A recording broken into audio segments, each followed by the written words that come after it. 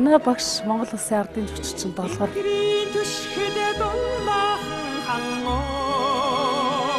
энэ тэмцээнд орохыг би өөрөө зөвлөсөн. Багшийнхаа бас урмыг углахгүй, итгэлийг алдахгүй сайн оролцголноо шав.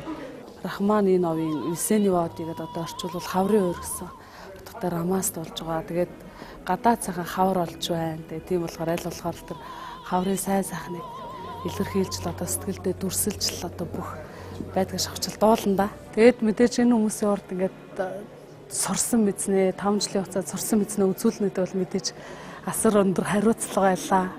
Жанцанаар бахын 22 жилийн дараагийн тоглолтод багшийнхаа дог дуулж орж ирсэн. Тэгээ би бол их сайхан чадвартай дуучин төрж байгаа юм байна л гэж ингэж ойлголоо. Одоо тэгэл мөрөөдөлтөд хүрэхийн төлөө л явж байна.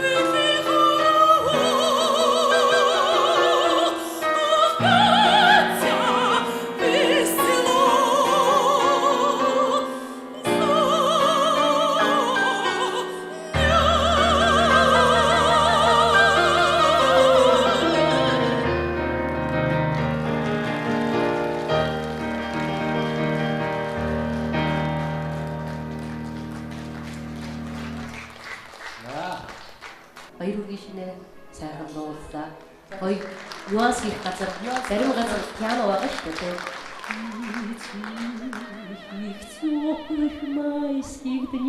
Бага үстэй. Тэрэн дээр нюанс их чам бүрэн болж байгаа шүү дээ. Весна идёт болж байна. Гэвч весна идёт тэр чинштэй тэр хаварчин гэдэг. За яг зүйтэй. Тэгтээ Адаа дүгэндээ гэсэн байдлаар яг хоёулаа. Нэг юм хөвж байгаа гарах гэсэн байна. Болж штэ. Амжилтсыг хоёрдугаар шин дээр анхаараарай.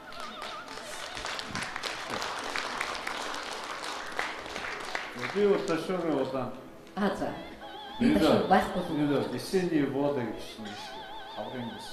Хаврын одоо өөр ингээд мус хайлаад зүгээр нүднэр төслөө.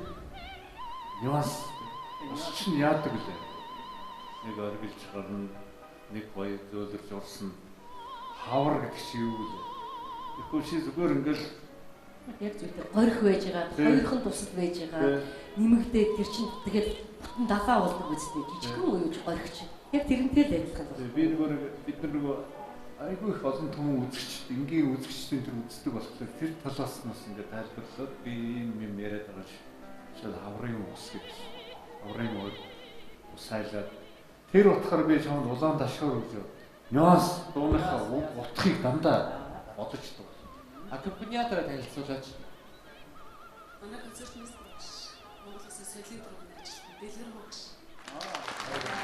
Маш баярлалаа.